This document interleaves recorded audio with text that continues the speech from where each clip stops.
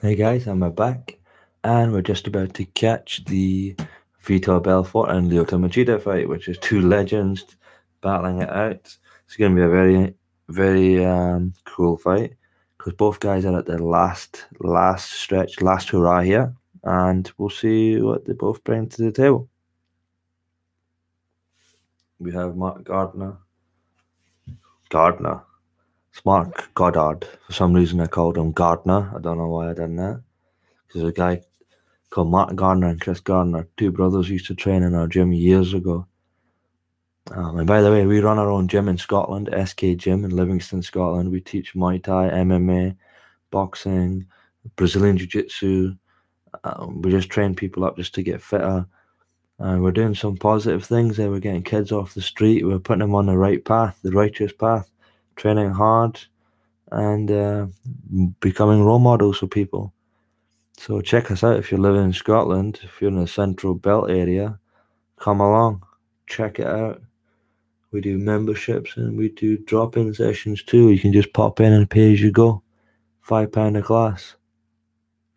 But for now, Vitor Belfort, Lyoto Machida, in the middle of the octagon. And this is a fight I never ever thought I'd actually see. Sort of starstruck by watching this fight because I've been watching both their careers since the beginning. And Vito's been about for a long time. And so's Machida. Machida's got an interesting wider stance tonight. Really been working on that a karate style. Vito Belfort been training in TriStar Gym in Canada with Faraz Zahabi. That'll be interesting what they've added to his game. It's going to be a very interesting fight. And I like just being a massive fan of MMA, just being a massive fan of the UFC for years and watching the sport grow from being a sort of fringe, sort of how do you say it? How do you mean like a fringe sport? Yeah, like it was on the brink of possibly becoming maybe a like motocross slash X Games sort of presence in the world of sport.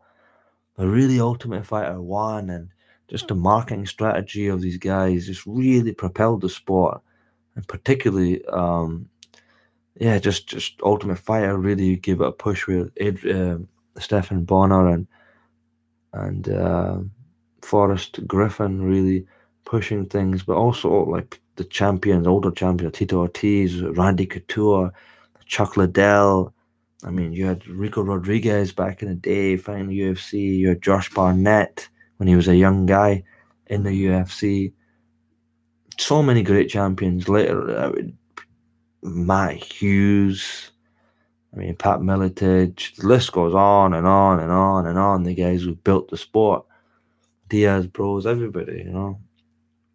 These guys definitely come into that mix. Vitor Belfort and Lyoto Machida. Machida just went for a beautiful high kick there, karate-styled high kick with the foot.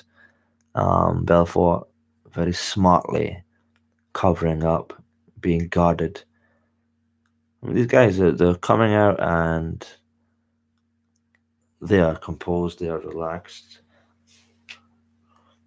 And they don't want to make the last one just a quick affair. I mean, I don't know if Machida's having his last bout, but this is definitely Vitor Belfort's last ever fight. And yeah, just the evolution of the game, and just it's kind of sad watching the old guard passing through to the new guard. To be honest, I've actually seen that happen like 4 or 5 times now from back in the day. I mean, at the time, you always think that, oh, this guy's going to be around forever. These guys, no one's ever going to be able to beat them. And then the new guard always comes through, always. I still remember the shock I got when John Jones beat Shogun Rua so handily. He beat him so handily, and he's only 23 years old. I was absolutely shocked. I was absolutely gutted as well. I loved Shogun.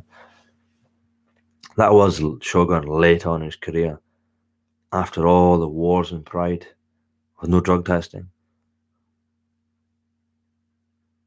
There's a Machida, brilliant. Still remember Machida fighting BJ Penn at heavyweight. It's a crazy fight. It's crazy. I mean, why is BJ Penn fighting at heavyweight? That talking about legends of the game.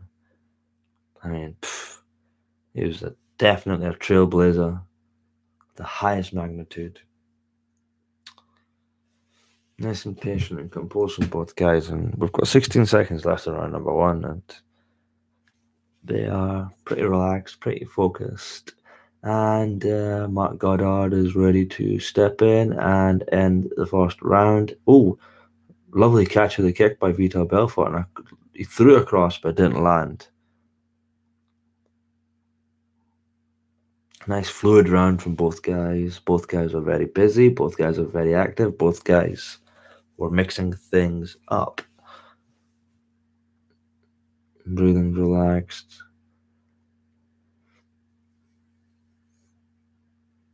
Very active. Excuse me. Very, very active, to be honest. I need to figure out how to post videos without having the video, and I just want to have the commentary, just my voice. So if anybody knows how to do that, and if you happen to watch this video, could you please let me know? Just leave it in the comment section. Maybe you could give me a wee hint. So in between round one, it's another great fight coming up. UFC 225. It's going to be Robert Whittaker defending his interim title against the number one contender, Yoel, the Soldier of God, Romero. That's going to be a fantastic fight. June the 9th, pay-per-view. Wow. I mean, like, the UFC is really picking up their game and really showcasing what they can deliver nowadays. I mean, every card just seems to be the biggest and best card. They're always trying to just make the biggest and best fight.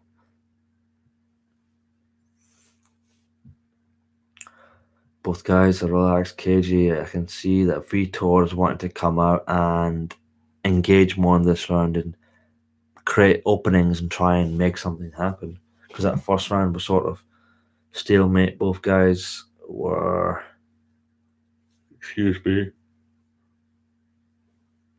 just eyeing each other up, moving around and around each other.